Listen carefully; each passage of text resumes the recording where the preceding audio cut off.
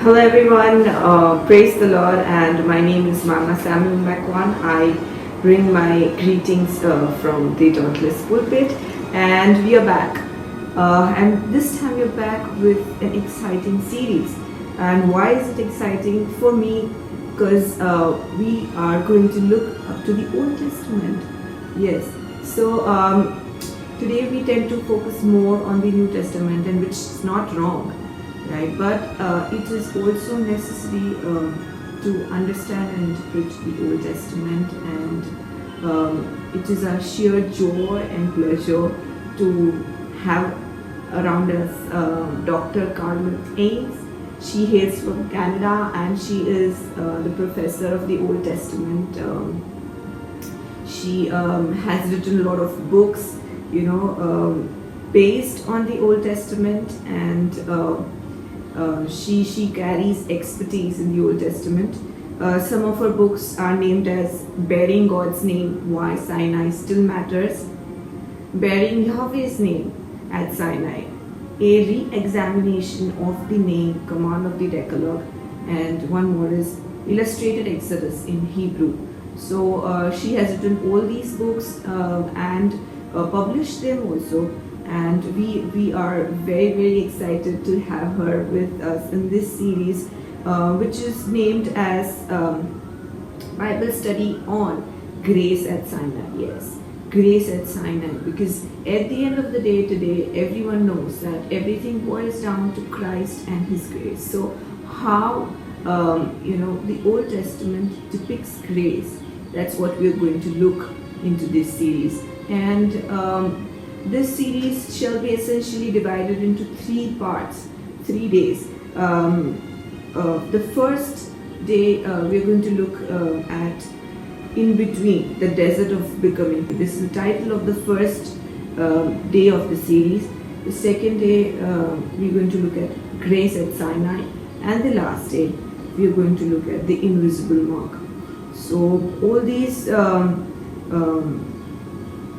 days we are going to look from the Old Testament, and we are going to understand how Sinai depicts grace, right?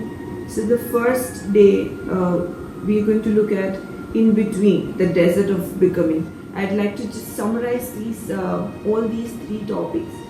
And the first one, as I said, In Between, the Desert of Becoming, it is necessarily going to be based on the God's work. Now, how does actually God work? God works in us in the state of dislocation. So when the Israelites were summoned and called to be a part of the Promised Land, they had to dislocate. Right? They had to dislocate from their current state. And this is how essentially God works into the lives of people. So on the first day, we're going to look at this. On the second day, we are going to look at Grace at Sinai. Grace at Sinai. So what is actually Grace at Sinai? It means that boundaries are essential for freedom. Today everyone knows how costly is freedom after this whole pandemic thing happening around us. And to this, boundaries are necessary.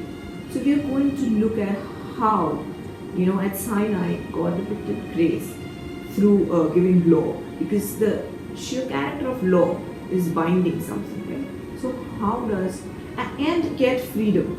So how does Grace at Sinai work? That's what we're going to look at in the second day. And the last day we're going to look at the invisible mark. The invisible mark. What does that mean? It means that we are the representatives of God in this world. So how are representatives of God? They never bear God's name in vain. So it is quite necessary, it is quintessential that we do not bear God's name in vain, because we are representatives of God. So these This is the summary of the whole of the series that we're going to look in this Bible study. And I encourage every viewer to be a part of this 3-day series, which will be definitely enlightening you, which will be motivating you, encouraging you, and enriching you to lead a holy life, a disciplined life, and to be more blessed. I request everyone to be staying tuned.